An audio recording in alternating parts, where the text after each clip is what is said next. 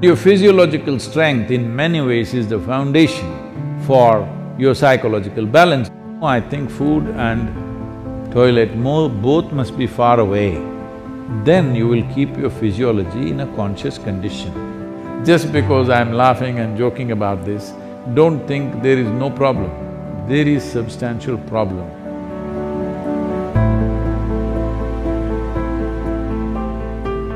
Sadhguru, during the lockdown, we have gained a lot of weight from overeating and no physical activity. Can you offer us some simple weight loss tips, please? I was in Chennai a few years ago and I was talking to some of the business community in Chennai.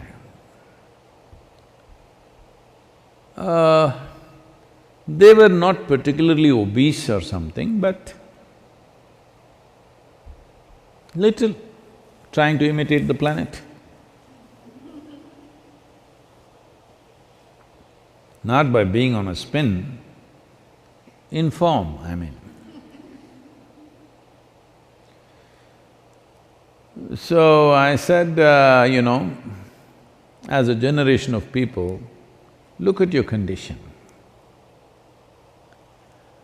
If I had come to Chennai 50 years ago or 100 years ago, in what physical form people would be, in what level of physical fitness they would be, ordinary people I'm talking about. I'm not talking about gymnasts, sports persons, not those kind of people, ordinary people on the street.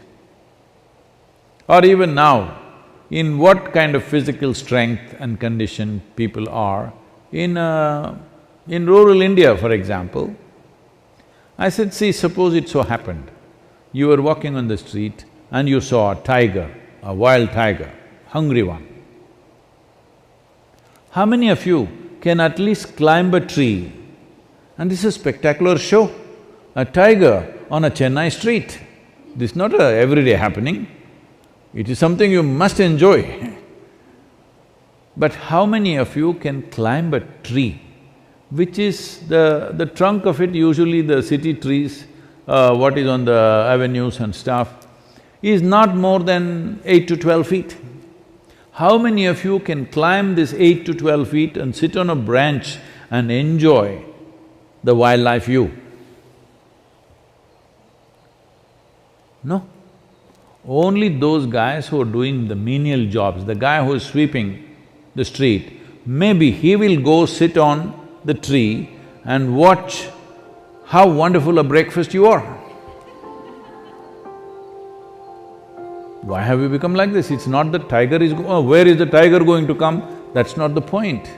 Why are you in this condition that you cannot do anything physically anymore? All you can go to office and come back. Those things are also necessary in today's world, but is it not important that you are in some way physically competent? Physical competence is a reflection of your physiological strength. And your physiological strength in many ways is the foundation for your psychological balance. It is no more in question. Your physiological strength is the foundation for your psychological balance in many ways.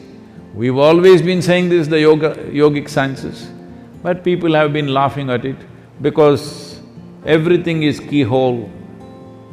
People say brain is a separate study. That's why yesterday I confessed with all the neuro experts, see, I don't have a brain. At least most of the time it's not working. I keep it off. There is enough from the tips of my hair to my toes. There are enough cells with enough memory and intelligence, they will do my life. I have disciplined them nicely. They will do my life the way I want. Because a large part of day-to-day work and day-to-day functioning is just a repeat work. All you need is a clerk. You don't need a super brilliant person to do all these things. So I've trained them and they do their work. I don't have to think how to eat, how to sit, how to stand, how to breathe, nonsense. It just happens by itself because a very stable and effervescent physiological condition is very, very important to have a certain level of psychological freedom. Otherwise, every little thing you do, you have to think. Once you think, inevitably you're confused about every damn thing that you do. Now, you're talking about because of virus you ate too much. This is not because of virus you're eating too much. This is a kind of a compensatory activity that, you will see this in the cinema theaters and everything. If you have nothing to do, never before in the history of humanity was food simply available like this all the time. It's a wrong thing, that everywhere you walk there is food. It should not be. I see some of the corporations in America are organizing like this. Food and toilet should always be within whatever 50 feet or 100 feet, something they've fixed, 50 feet I think. Within 50 feet of wherever you are, there must always be food, and that food is usually 1 month old, of course, and there is a toilet. No, I think food and toilet both must be far away. Then you will keep your physiology in a conscious condition. Everywhere there is toilet, it's not good because body has certain resilience. You wanting to run to the toilet is not just physiological, sometimes it may be when the body, at some time it is disturbed, at that time it may be. Otherwise, in normal conditions, it is more a psychological condition than a physiological condition. That all the time you want to message, not because you have something very significant to say, it is simply because it's a release. Similarly, going to the toilet is a release, sexuality is a release, wherever, whenever, whatever, all the time the same things, because you are building up nonsense within yourself all the time, you need a release, all the time release. These things are being openly talked about as part of psychiatry, that you must find release. Why are you pent up? I think in one of the interviews, some journalist was asking me, Sadhguru, what do you do to unwind yourself? I said, what? Why will I wind myself up, first of all? I don't wind myself up and then want to unwind somewhere. What are you? Are you a grandfather clock or something? You wind yourself up. Even the watch doesn't need any winding anymore, it runs by itself. Why are you winding yourself up? This is simply because you understand life as an accumulation. Yes, body is an accumulation, mind is an accumulation, but life is not an accumulation, it's a phenomena that's happening. If you have not tasted that phenomena, you know only accumulations, you always think the safety is in accumulation, whether it's wealth, money, this, that, and body. But at least your money you can keep it in the bank, though it may be heavy in your mind. But if you accumulate too much body, you have to carry it around every moment of your life. And in the world today, 30% of the population is malnourished, and around the same percentage of people are obese, overweight. See, you can fix it.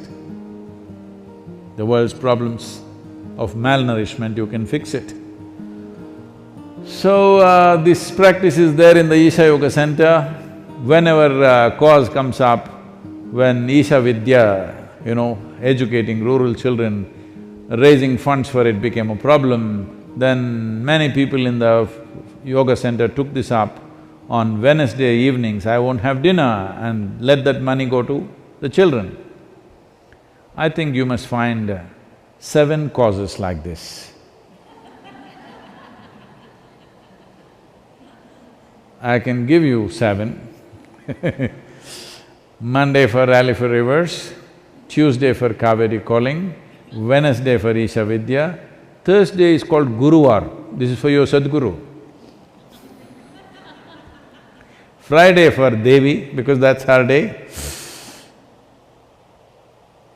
Saturday, you have your dinner, I'm reducing 1 day. Sunday,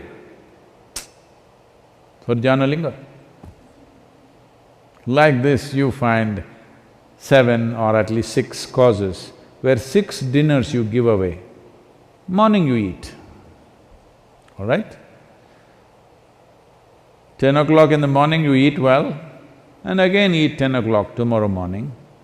And also, because you need to keep social distancing, drive out of the town and walk back. Get into your bus, buy a ticket for 10 kilometers away and just walk back. Best you go without your phone and your wallet, so that you have to walk back. Do something, come on.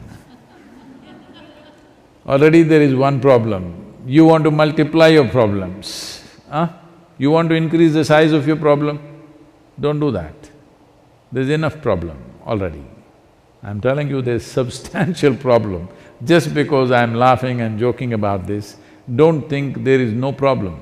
There is substantial problem. Don't fool yourself, because if your body and your mind is in a certain condition, you can easily fool yourself. This happened. Shankaran Pillai was running a garment shop here in United States. And a lady came to buy some kind of a pullover. So, he promised her it is 100% wool. She took it, went home. The next day she came back and she said, "You said it's 100% wool, but here the label says it is made in Bangladesh and it's 100% cotton." He said, "Ma'am, don't you be fooled by this. The label is only to fool the moths."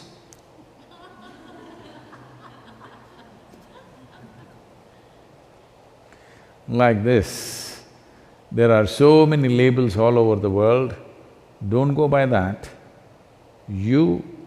This is a simple experiment you must do, all of you who are sitting now on the floor, when you get up, you must use only 2 limbs to stand up. All of you, in your life you must keep this up however old you are. This is a simple test for you. You sit down cross-legged and when you want to stand up, you use only 2 limbs. That means you don't do 4-wheel drive. Just get up with your legs. This much fitness at least you must manage. If you can't climb a tree, there are not enough tigers to, for them to roam in your city. If you can't climb a tree, it's okay, but at least you must be able to stand up. This much fitness you must maintain. Please do that for yourself.